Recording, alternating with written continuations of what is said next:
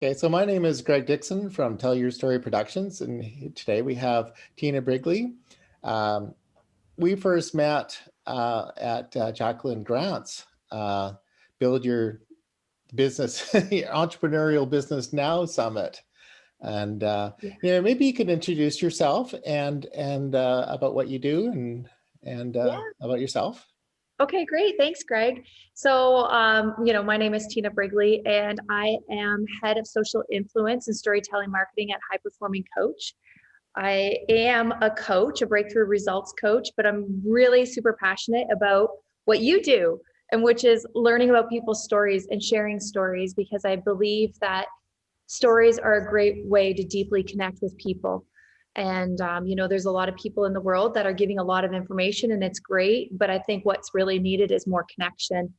So I'm really passionate about sharing stories that teach lessons and hearing other people's stories. So that's a little bit about me. Um, and I was a teacher for 14 years. So this is a relatively new venture for me. I've been coaching for 4 years. And I just can't imagine my life without being a coach. That's great.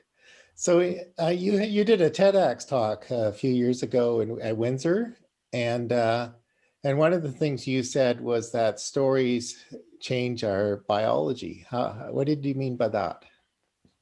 Yeah, so it's interesting because I applied to be a TEDx speaker just to get over my fear of doing a video. So I had to do a video audition, but I was terrified to do a Facebook Live, a video. I had huge stage fright. So my goal was to just get over my fear of creating a video. And so I created the video and I submitted it. And then I was doing a talk. So as I was like starting to get over this fear, I was dipping my toes a little bit more. Like I did a little talk at the library, a talk at the gym. And so that was my first kind of step in like, okay, I didn't die. I can do this. So a couple months later, the woman who sent the audition video, she came to one of my talks that I was doing at a local library. And she said, "Hey, Tina, I just wanted to let you know we choose you for TEDx." Like, what?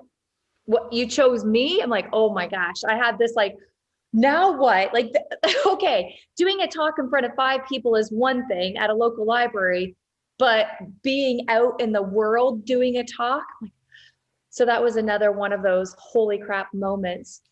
And I had recently finished a personal development seminar, and I remember sitting in the seat, and the coach said, asked a question about our childhood, and really invited us to see like a moment where you knew that there was something wrong. And right away, this memory popped up when I'm 4 years old about my dad taking me to Calgary, and I'm visiting my aunt and uncle that I never met before. And that night, my dad my dad went with my uncle to a concert. But as a child, I thought he took me on a plane, brought me to these strangers, and left me there for life. So I had this like panic and fear. And I remember like begging him, please don't leave, don't leave. And then he left. And my aunt said to me, Tina, stop, be strong, stop crying, be brave, all of those things. So in my mind, I said, stop crying, be brave. But then what happened was I pretty much stopped crying for the rest of my life. I was one of those kids that was very serious. I was one of those kids that was never good at showing emotion. I was very stoic. And sitting in the seat of that personal development seminar, I realized that because of my decision when I was 4, it altered something in me. It literally changed my biology because I was happy, go lucky, fun, playful. And even my dad remembers, he said, I don't know what happened, but it's like you changed overnight. And so then I started thinking about other stories that happened, things that I created, and like, how did that change me? And so I realized literally that shifted me, my identity, which is my biology. And then I started doing some research and saying, okay, is it just me? Or do other people have these same things, these same stories? And when I started coaching, I started recognizing patterns and stories, and how it shifted people, and how they were able to like recognize the story and then almost go back to like that 4 or 5 or 6 year old version of themselves and alter how they show up in life. So I'm a really big believer that our stories do shape our identities and our biology. Yeah. That's I great. hope that was a long-winded answer to your It sounds question. long-winded. So the next question is, how does that translate into your work with clients when you're a coach to coaches, it seems. So how does that translate into your practice? Yeah, so it was really interesting. I read a statistic that said 90% of coaches are earning less than minimum wage. Only 10% of coaches are making money. And I thought that's really strange to me. Why is that happening? Because there's so many tools, there's so many strategies, there's so many people helping with marketing and advertising, and like what is really going on that really great people that have really great stories and a lot to offer the world are not, they're not making the impact that they want to make. And so when I started coaching coaches, I started really diving deep and looking for patterns.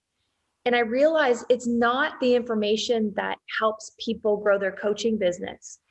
It's helping them uncover what is playing in the background that they don't know that's stopping them from taking action.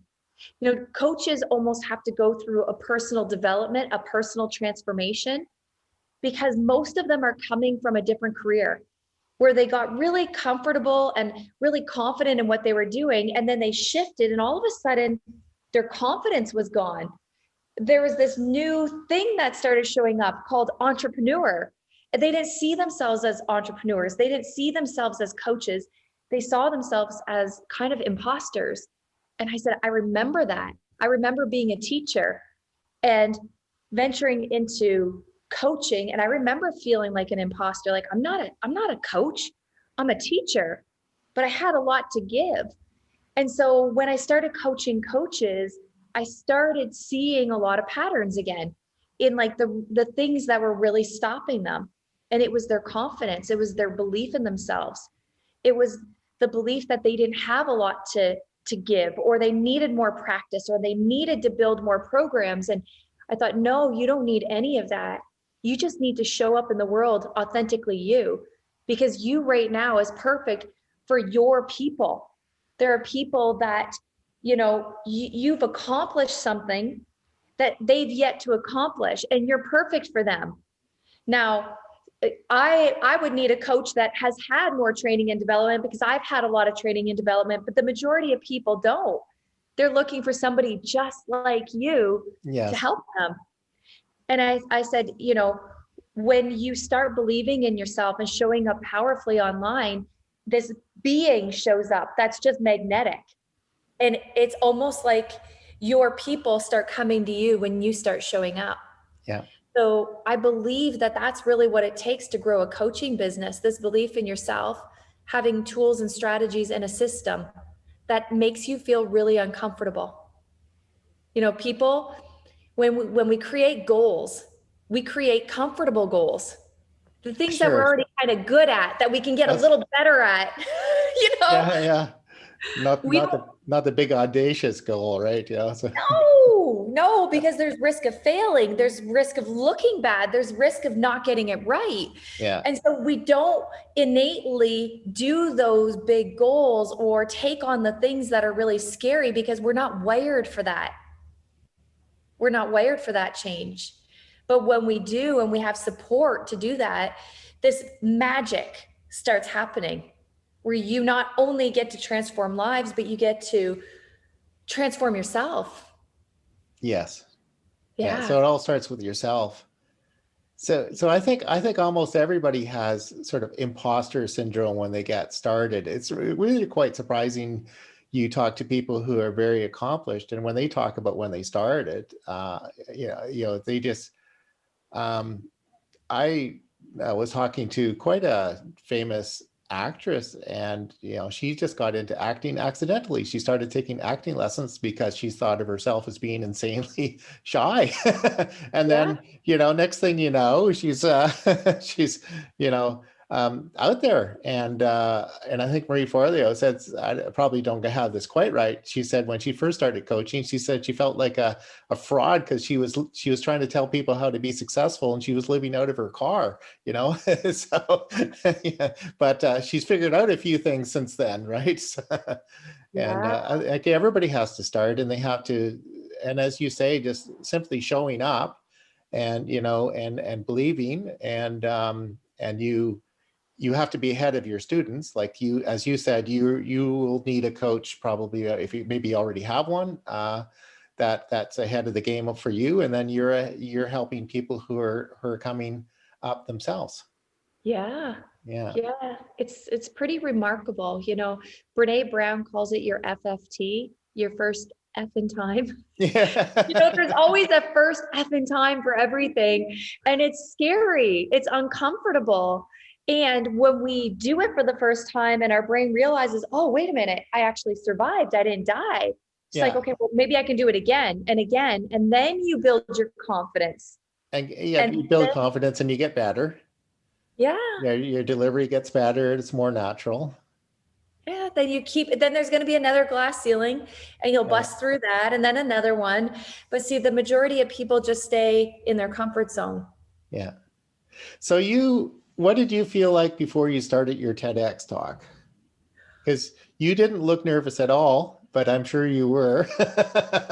So okay, so my cousin was with me and Yeah. she said, Tina, you have to release some excess energy because I was terrified. I mean, I felt like my heart was in my throat. I couldn't breathe. I was shaking.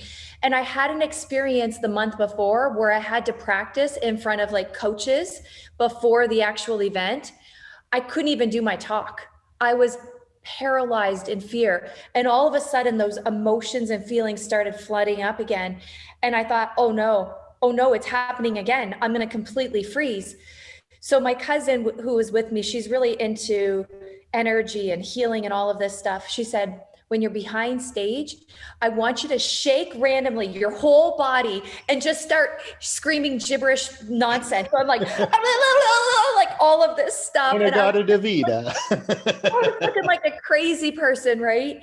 So then when I got on stage, it was like all of these lights were so bright and you couldn't really see people in the audience. You couldn't see their face, but I was like almost shocked by the lights.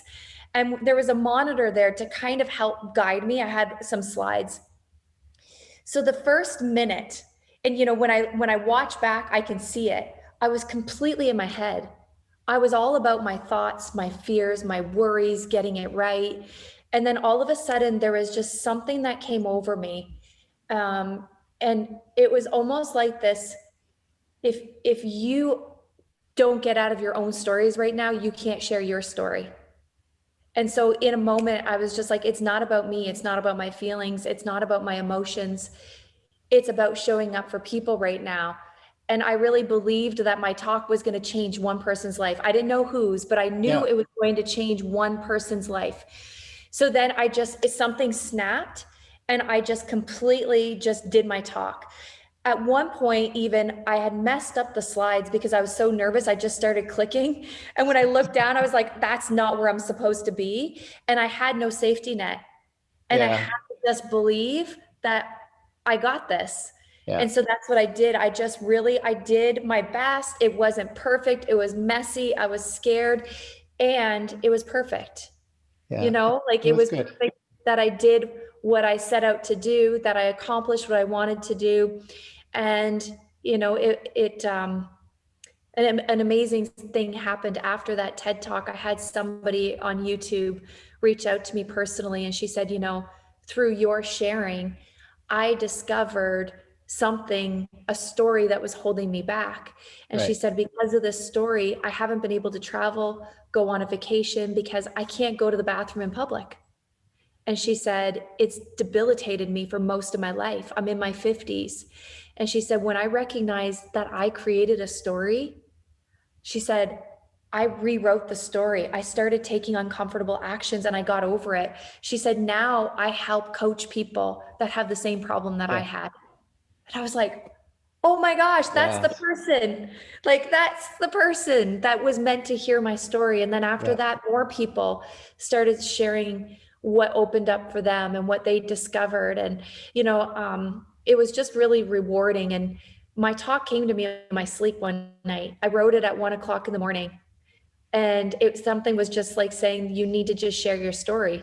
Yeah. And so I was like, that's why I shared it. That's great. I think the key there is it stopped being about you and it was about that one person out there or the number of people. And I think that's a really good thing to think of. If you only talk to one person, if you're talking, even doing like a Facebook Live or something, if you just imagine that one person you're talking to, and that's a big thing. Like I do a lot. I've done a lot of video interviews with people, and people get nervous about things, and with a camera. And I usually tell them to imagine that I'm one of their clients, right? So I have a friend in Calgary, and I was Lisa, her client. So she still phones me up and says, "Hey Lisa, how you're doing?" So, but it was just that the one person that she could relate to, and she's it took her out of her head and she was just having a conversation with somebody, and that's really fabulous.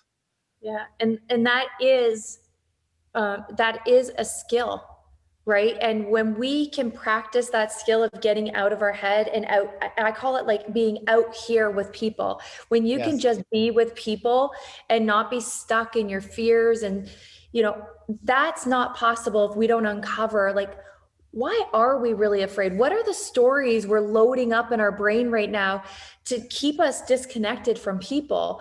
And when people see it as like, what's happening is I'm having a conversation with Greg. Yes. The other conversation, the one that I'm having in my brain, I can actually turn the volume down. It's always there. There's always Yes. two Sure. conversations. But when you can learn to turn the volume down in one conversation and be out here with people, that's what I tell coaches all the time. When you master that, you Yeah. will start achieving profound success in your life because people feel it. They feel when you're out here with them, when you're connected Yes. to them, Yeah. You're but we got to authentic. get out of here. Yeah. Yeah. For Yeah. sure. Yeah. Yeah. Yeah. So what is the best way for people to get to contact you or get to know you a little bit better, with your website and other things? So Yeah. So I have two websites. I have a personal website and a business website, as you know, because you gave me some valuable feedback on my website. But the best website to get a hold of me would be highperforming.coach. okay. And, if you go to tinabrigley.com, there's some backlinks and stuff like that. And if you just do a Google search, you'll see a lot of stuff that I've done online. Yes. And yeah, that's probably the best way. Just Google. And I tell people, Google loves these podcasts because Google started Google Podcasts. So Yes. when you get on podcasts and you Yeah. share yourself through podcasts, Google loves it. So Google will share all your podcasts. So Yeah. thank you for doing this, Greg. I appreciate it. You just helped me on Google. There we go. Yes. Yes. He'll show up on Tell Your Story Productions in the next while. And, Yes. yeah. And yeah. So that's fabulous. And who would you say is the best person to work with? You've said it a few times, but if you just restate that again, I think, Yeah. like who's So your ideal coaching client, you think? So my ideal client is a coach, a new coach or a seasoned coach that is looking to grow their influence and connect with more people online. I really love working with people that are passionate about helping others. And I really love working with coaches that want to make an impact in the world, that are willing to get outside of their fears and their doubts to really just be that person that the world is looking for. My mission in life is to impact 1 million lives.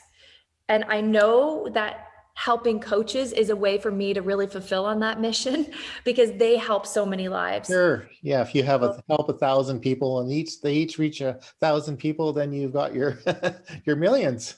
yeah, yeah. So I really love passionate coaches that want to grow their impact online. and make a really big difference in the world. That's my ideal client.